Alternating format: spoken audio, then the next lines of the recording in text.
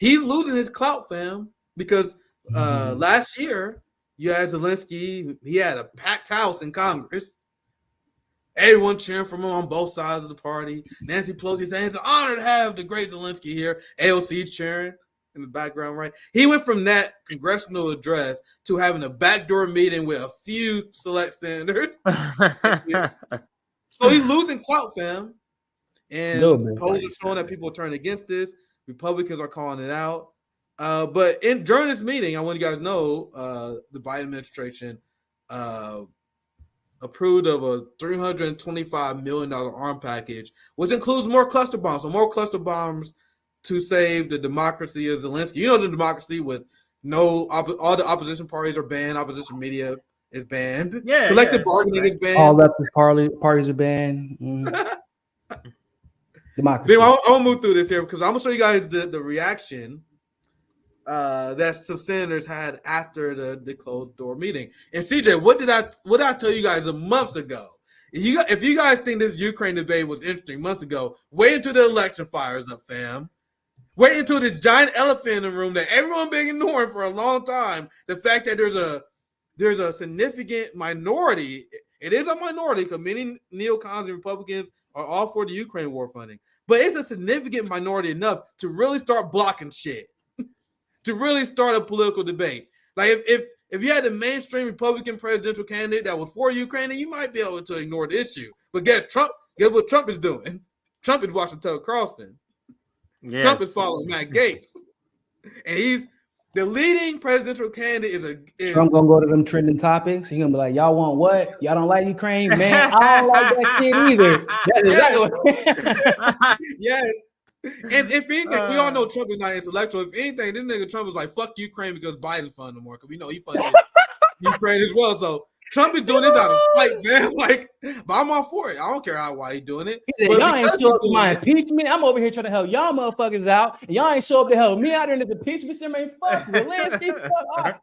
Because people don't know about that. That whole situation really popped off.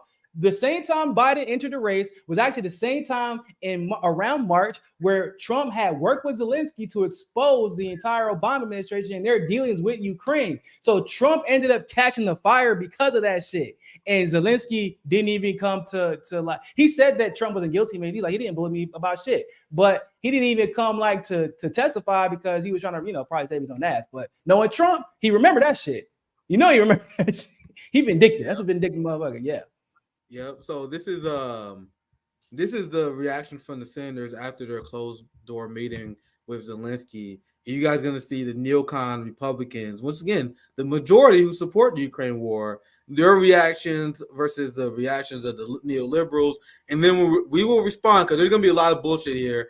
There's also a clip I was debating on showing, but I may show you guys where Amy Klobuchar is on to Caitlin Collins, what the fuck her name? Caitlin Collins from CNN about Ukraine, and it's as cringe as you could possibly imagine. So I'm gonna show you guys some establishment perspectives, and then you have the Rand Pauls and JD Vance, who just took a flamethrower to discourse, Nico, and they lighting this motherfucker on fire. So let's get to the video, and we got a lot to say to it. But the Russians are moving all their in-depth defense up front to slow them down, thinking they'll wear us out. The only way Putin wins this is for us to blink.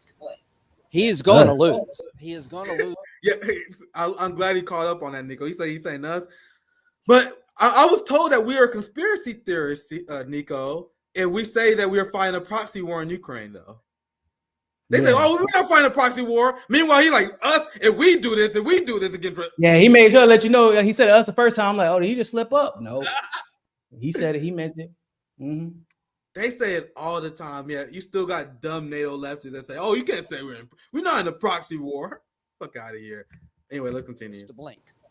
He is going to lose. He is going to lose on the battlefield, and he knows that the only chance he has to survive this invasion is get the American Congress and Western powers to kind of give in because they're too tired. What we're basically told is buckle up and get out your checkbook. Of course, it's not our checkbook.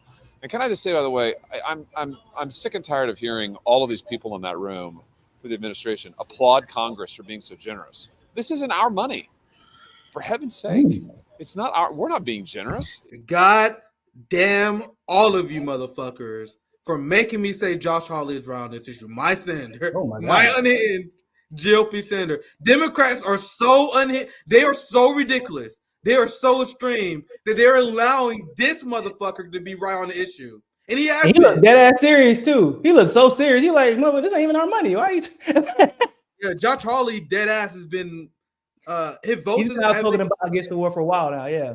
Yeah, he's been speaking out against the war, and goddamn you guys for making me ever side with. If anything, you got this should be like a dub where I wouldn't even have to say that I agree with Josh Hawley. And like me saying that I agree with Josh Hawley that the sky is blue. There's no reason for me to say that, right? But now I have to say it because Democrats made it a thing. So, yeah, and I would say too, that comment that was it Graham made that where basically he's saying that if they blink, Putin is going to survive this war. I want to be very clear about something. Do y'all know right now? I don't know if y'all like how much I keep up with the intricacies of the war, but the generals right now are they're done. We don't have enough money because people don't know. Russia's been stacking up oil and gold reserves for like 10 years, almost 20 years actually, because they were anticipating this moment. They have plenty of money, plenty of weapons. And now they're just so tired of dealing with this shit that the generals from Russia are saying, fuck it, let's go into Kiev and end this motherfucker right now. Literally. Like, it is taking all of the restraint of Putin to not. I don't know who's confused about this. Russia could annihilate Ukraine in an instant. They have not done so because they're trying to negotiate still, while obviously the West is disallowing the negotiations to take place, like any serious negotiations. But like, people need to understand, like, y'all have gotten this weird idea that, they're like, they can't really take out Ukraine or else they would. No, they could demolish Ukraine. Like, they could literally just send, if they really, really, really wanted to. Yeah, if they really tried. But they're trying not to displace families even more. They're trying not to hurt innocent people. They're trying to allow them they're trying to do things in a way that, even though they're at war, they're trying to exercise diplomacy while still making it clear you're not going to keep bombing the Russians in your country, and you're damn sure not about to partner with NATO and surround us with NATO influence militarily. So, but don't get it twisted. Once again, Russia could annihilate Kiev, and they're choosing not to. That's the only reason why it hasn't happened. Yep. Yeah, so don't get it twisted. Josh Hawley, if he had his way, we would be living in a police state ran by capitalists. Like straight up feudalistic society where the people who own the most private capital controls everything. Then you have a giant government-sponsored police state that keep the poor people from protesting against the rich. You got that now. That's true. That's true. But if Josh Hawley had their way, essentially it would be Missouri. We would have that to the max. So the reason I say that Josh Hawley is not our friend, right? It's just that Democrats are so unhinged. They make him or anyone who got decent common sense seem rational. So I'll play this part again. I'll let it continue, and then I'll play just a little bit of Amy Klobuchar's unhinged nonsense. Because despite how crazy Josh Hawley sounds, I'm gonna show you guys Amy Klobuchar.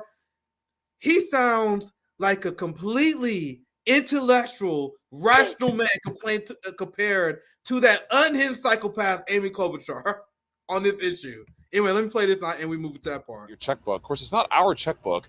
And can I just say, by the way, I'm sick and tired of hearing all of these people in that room for the administration applaud Congress for being so generous. This isn't our money. For heaven's sake.